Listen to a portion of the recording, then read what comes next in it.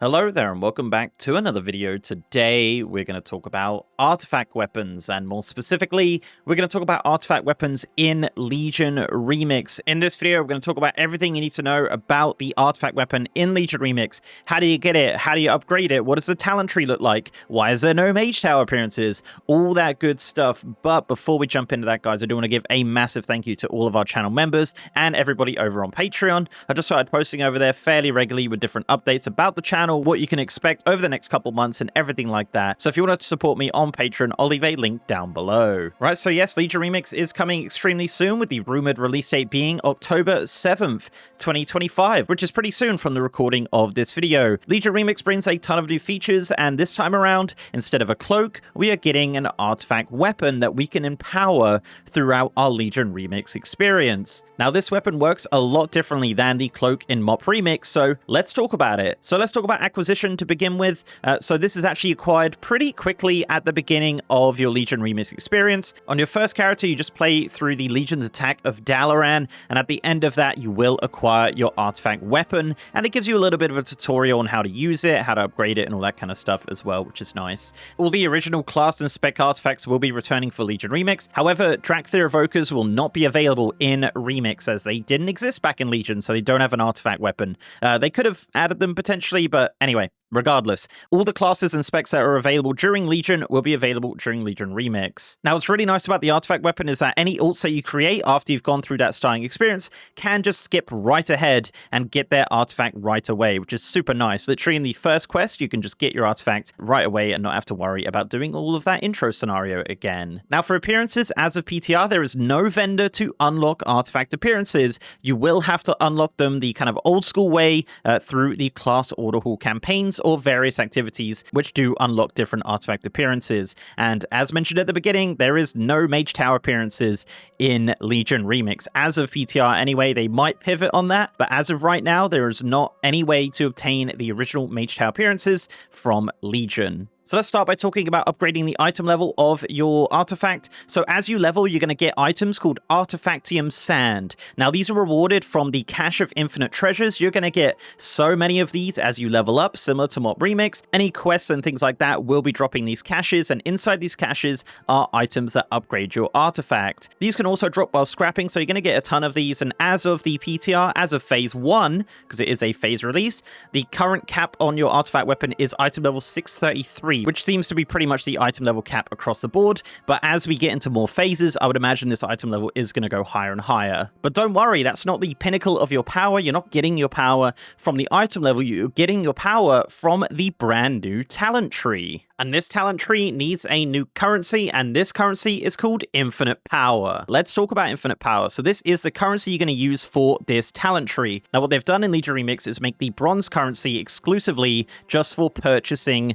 cosmetics. So we now have this new currency called Infinite Power. Now, this is obtained through everything similar to bronze. This currency is not account-wide, so if you get Infinite Power on your main, you're not going to get any Infinite Power on your ults. This is not shared across your character. However, this is shared across your artifact weapon. So if you're to play 3 different specs, all of those artifact weapons will have the same amount of infinite power to spend, so you don't need to level up each specific artifact weapon, which is actually really nice. Now, as I mentioned, infinite power is not shared across your ults. However, something called infinite knowledge is. So if you played back in Legion, this is similar to the artifact knowledge system. So basically, for every infinite knowledge you have, you get more infinite power from sources, and this is account-wide. Now, infinite knowledge is obtained through different achievements, like completing all the quests in a zone, or completing all the dungeons, or similar different achievements like that, or getting a certain amount of infinite power. Pretty much all the infinite knowledge does come from different achievements that you can get during Legion Remix. Now, this does cap at 36, and if you do get any more above 36, this will be converted to bronze. So basically, yeah, the infinite power is not shared across account, but if your main gets a ton of infinite knowledge, your ults will benefit from that by getting more infinite power while leveling. So let's move on and talk about the talent tree. So to access the talent tree, all you have to do is shift click your artifact weapon, and that brings up the tree. Now, the tree is actually the same for every single class and spec.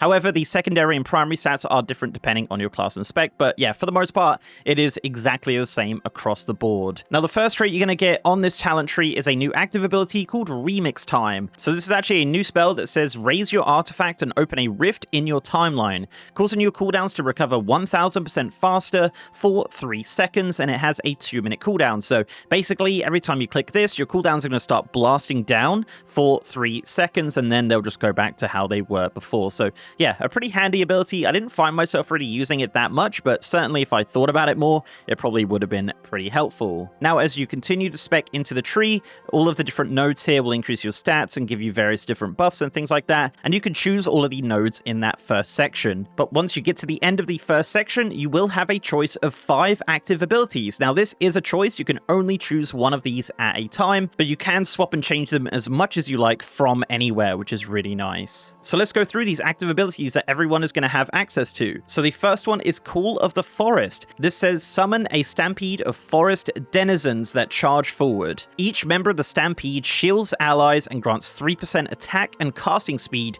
for 10 seconds up to 5 times. The stampede inflicts physical damage to enemies struck, immobilizing them for 3 seconds. So this is really cool. You basically click it and a massive stampede of random creatures come out. Nimue also spawns from Amirdrasil. I think that's how you pronounce it anyway. You basically just summon the stampede in front of you, and it does shield you when you do it. All of these abilities basically share a cooldown of just over a minute. So yeah, if you are going to kind of hot swap between them, you are going to be sharing a cooldown there. The next ability is Twisted Crusade. This says calls forth a subjugated infernal dreadlord for 30 seconds that periodically strikes enemies with Rain of Chaos. So this is awesome. Basically, you summon this dreadlord that just attacks for you. He looks awesome. He does quite a lot of damage. And actually, once he's summoned, the ability Twisted Crusade turns into Fell Spike, which actually sacrifices the dreadlord, causing AoE damage. So basically, you kind of just want to summon him, and then just before he goes away, you want to use Fell Spike, which will cause a ton of damage. So yeah, a very cool ability there. The next one is Naran's Everdisk.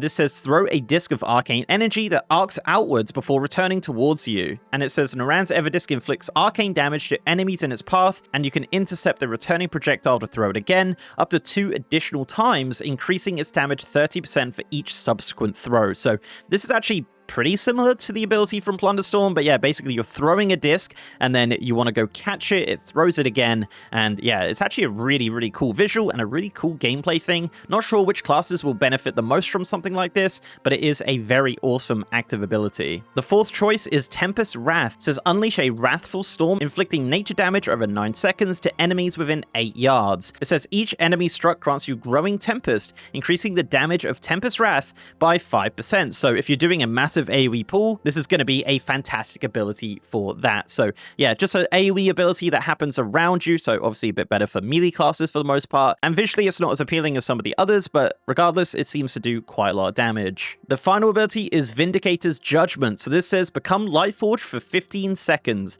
and cool down a beam of heavenly light that follows targets, dealing holy damage to enemies and healing friendly targets every 0.5 seconds for 10 seconds within its area. And this deals reduced damage and healing beyond 5 targets. So this is a really cool looking ability that summons these little orbs that kind of heal people and do damage. Once you've used the ability actually turns into Enter the Fray, which clicking this rushes you forward, dealing holy damage, kind of like a Fell Rush, but a holy rush. And then after that, it turns into Lightbound Passage, which actually deals more damage and heals more allies and teleports you back 15 yards. So this is, yeah, a 3-stage ability, which is very, very cool. I haven't had a ton of time to use this ability on the PTR, but regardless, it looks really cool, and I would imagine the additional healing and things like that will be extremely helpful for healers. So yeah, basically you choose one of those 5 abilities and you go up the tree. You'll have smaller nodes which increase your stats and give you extra passive things like being able to move while casting, or giving you extra damage or procs or defensive passives. On top of all of that, your rings, trinkets, and necks will give you extra ranks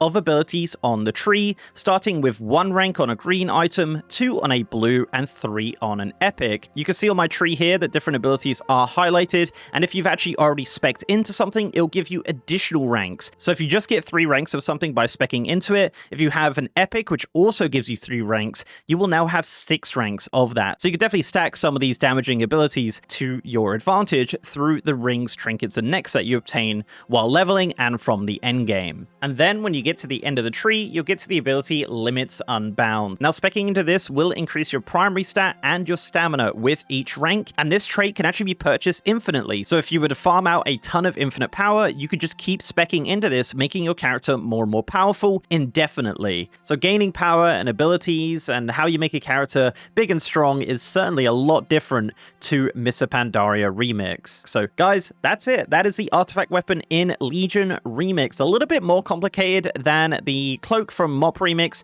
but let me know down below. Let me know your thoughts on the artifact weapon. I've got about 9 ranks of the Endless rank on the PTR right now, and I can't say my character is too powerful. Like, I'm pretty powerful for the most part, but I'm not going out and soloing mythic raids and things like that. Perhaps that's something that'll happen, you know, further down the line or whatever, but yeah, it's 50,000 infinite power to do the Endless node at the moment on PTR, and that is a lot. Even with like 13 infinite knowledge, I'm still not getting that much infinite power, so maybe these numbers are something that are going to change as we get into launch and things like that. But guys, let me know your thoughts on the artifact weapons in Legion Remix in the comments below. Don't forget to leave a like on this video if you liked it, and subscribe to the channel if you haven't already. If you want to support me outside of YouTube, I'm also on Patreon, and I'm on Twitter at MrGMYT, and I have a partner Discord channel as well. And also I am streaming on twitch.tv/MrGM. If you want to see me streaming Legion Remix, Midnight Alpha, any sort of World of Warcraft, I'm over on twitch.tv/MrGM. And with that, guys, I'll see you next time.